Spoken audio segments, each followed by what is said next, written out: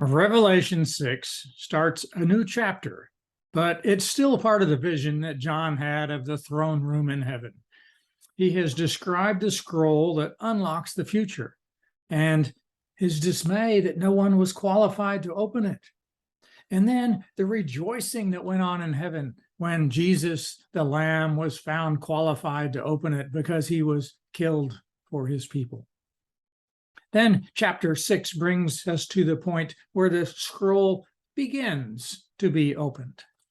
Verse 1, I watched as the Lamb opened the first of the seven seals. Then I heard one of the four living creatures say in a voice like thunder, "Come."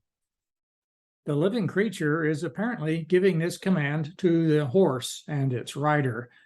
We read in verse 2, I looked, and there before me was a white horse. Its rider held a bow, and he was given a crown, and he rode out as a conqueror bent on conquest.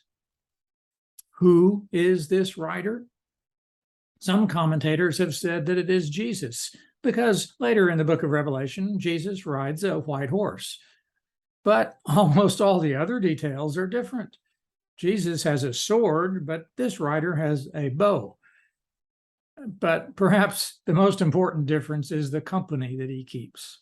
Here in Revelation 6, the other three horsemen bring disaster on the earth, and so most commentators see this horseman as also bringing evil.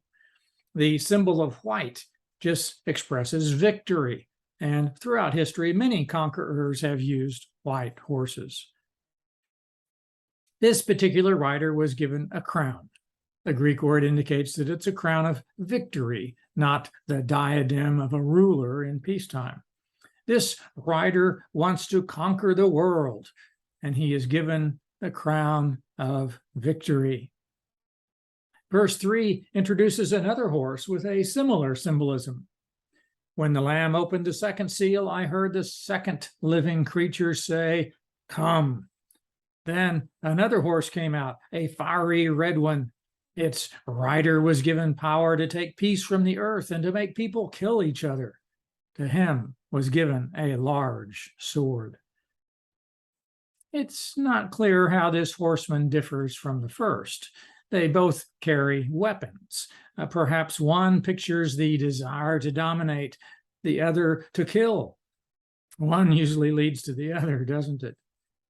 This kind of thing has been happening in history for thousands of years. It may remind us of what Jesus said. You will hear of wars and rumors of war, but the end is not yet. And we might note that if the seals on the scroll are in the normal place on a scroll, it doesn't do much good to break only one seal. You'd have to break all seven before you could open the scroll. So what we have here in Revelation 6 are just the preliminaries. These are not the solution to our problems, but are instead a restatement of the problems. War is part of the problem that we need to be rescued from. And the Lamb is the one who can rescue us. He allows war to go on for now, but the book of Revelation tells us that he will bring it all to an end. There will be war no more. And for that, we can praise the Lamb and desire him to come.